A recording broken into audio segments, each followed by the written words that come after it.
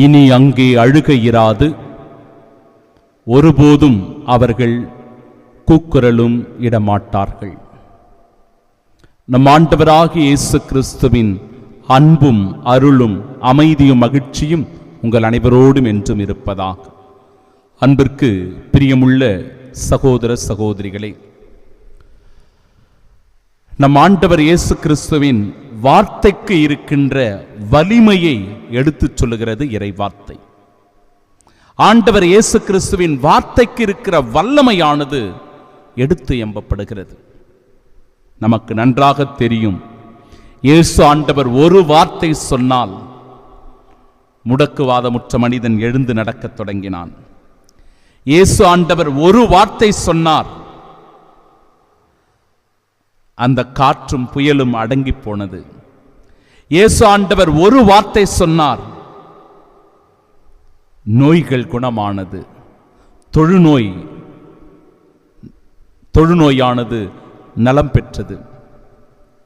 தொழுநோயாளர்கள் நலம் அடைந்தார்கள்.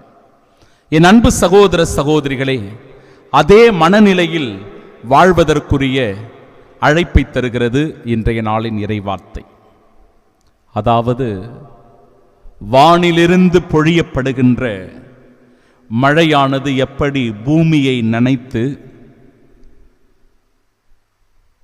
அந்த பூமியிலிருந்து புதிய செடி உருவாக்கி அதன் இலைகள் பசுமையானதாகவும் பூத்து குலுங்கி காய் கனிகளை தருவதாகவும் அமைந்திருக்கிறதோ, அதுபோல ஆண்டவருடைய வார்த்தையும் இருக்கும்.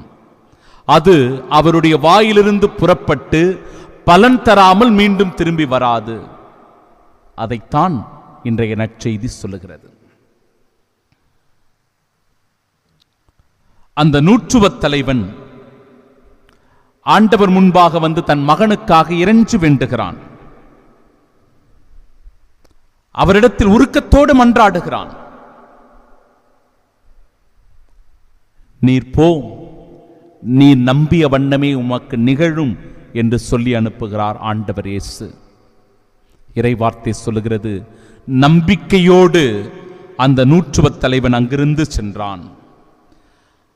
அவன் நம்பியவாறே அவனுடைய மகனும் குணம் பெற்றான். அதனால் அவனும் அவனுடைய குடும்பத்தாரும் இயேசுவின் மீது மிகுந்த நம்பிக்கை கொண்டிருந்தார்கள். சில நேரங்களில் ஆண்டவருடைய வார்த்தையின் மீது நமக்கு நம்பிக்கை இல்லாமல் போய்விடும். அதனால் அரும் அடையாளங்களையும் அரும் செயல்களையும் கண்டால்தான் நாம் நம்புவோம், விசுவசிப்போம். அரைக்குறையான விசுவாசம். எல்லாருமே அப்படித்தானே. நம்ம வாழ்க்கையில் ஏதாவது நல்லது நடந்துச்சுன்னா, நன்மைகள் நடந்தது என்றால், நம்முடைய வாழ்க்கையில் அற்புத அதிசயங்கள் நடந்தால்தான் நாம் எல்லாம் கிறிஸ்துவின் சாட்சியா இருப்போம். அப்படி இல்லைன்னா நம்ம சாட்சியாவே மாற மாட்டோம். ஒரு பங்குல தியானம் கொடுக்கிறதுக்கு போயிருந்தேன். அப்பொழுது அந்த நற்கருணை ஆராதனையின் தருணம் வந்தது. அந்த நற்கருணை ஆராதனையினுடைய முக்கியத்துவத்தை எடுத்துச் சொல்லி, நற்கருணை ஆண்டவர் உயிருள்ள பிரசன்னமாய் அப்ப வடிவில் இதோ இந்த இடத்திலே நமக்கு பிரசன்னமாக இருக்கிறார்.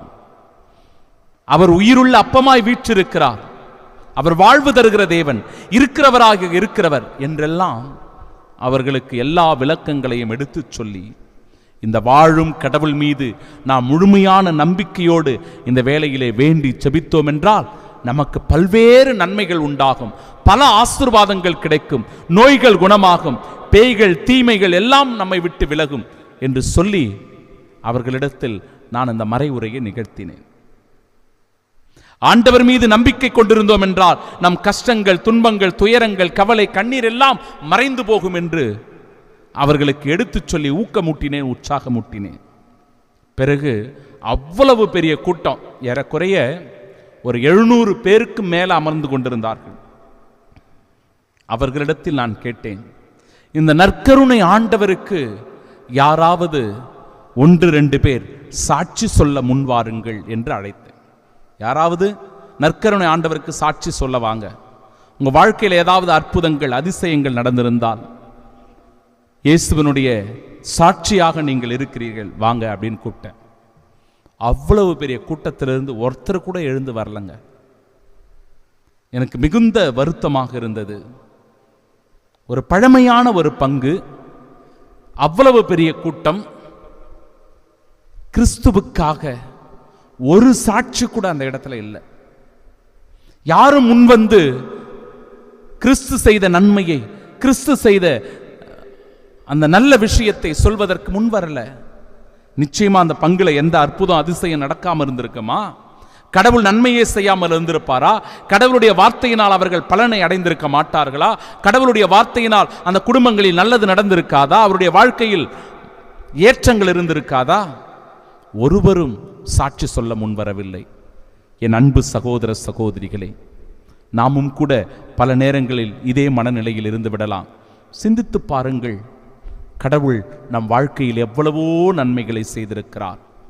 எவ்வளவோ நன்மைகள் செய்த இறைவனுக்கு நன்றி சொல்ல வேண்டும், சாட்சியாக இருக்க வேண்டும், அவர் மீது முழுமையான விசுவாசம் கொண்டிருக்க வேண்டும். இயேசுவின் மீது முழுமையான நம்பிக்கை கொண்டு வாழ வரம் வேண்டி செபிப்போம். ஆமென்.